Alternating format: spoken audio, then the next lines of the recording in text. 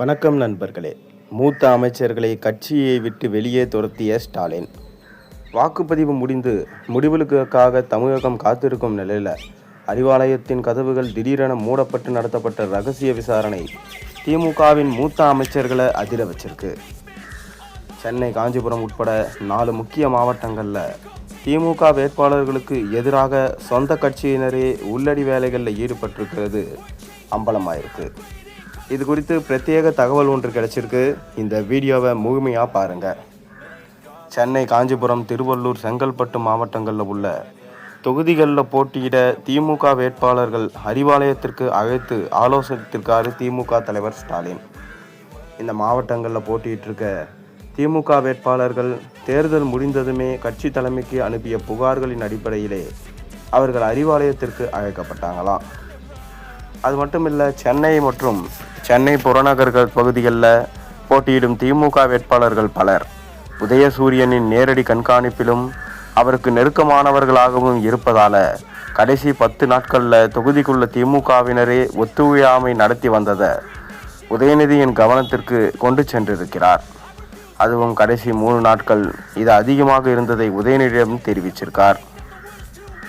மேலும் பார்த்தீங்கன்னா, இதை ஸ்டாலினிடம் விவாதிச்சிருக்காரு உதயநிதி. அதாவது 23ஆம் தேதி வாக்குப்பதிவு முடிந்ததும் அன்று இரவு துபாய்க்கு பறந்தார் உதயநிதி. அதற்கு முன்னதாகவே இந்த உள்ளடிகளை ஸ்டாலினிடம் தெரிவித்துவிட்டு தான் சென்றாராம். அதன் பிறகு வேட்பாளர்களை அறிவாலயத்திற்கு அழைக்கப்பட்டிருக்காங்க. அந்த ஆலோசனையில் பெரம்பூர் தொகுதி குறித்து முதல்ல கேள்வி எழுப்பியிருக்கிறார் ஸ்டாலின்.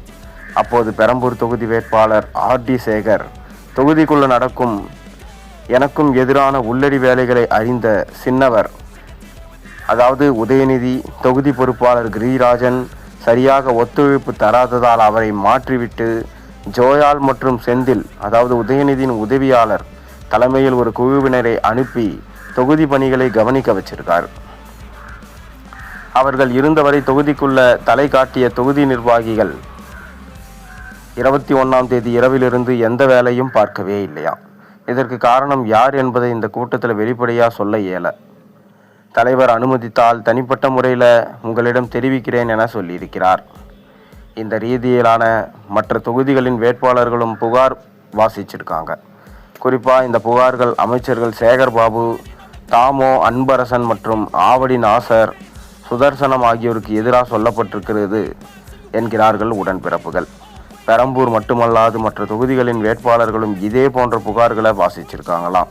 குறிப்பாக அமைச்சர்களான சேகர்பாபு, தாமோ அன்பரசன், ஆவடி நாசர் மற்றும் சுதர்சனம் ஆகியோருக்கு எதிராக பெரும்பாலான புகார்கள் முடங்கி எழுந்திருக்கிறதா அறிவாலய வட்டாரங்கள் தெரிவிக்கின்றாங்க.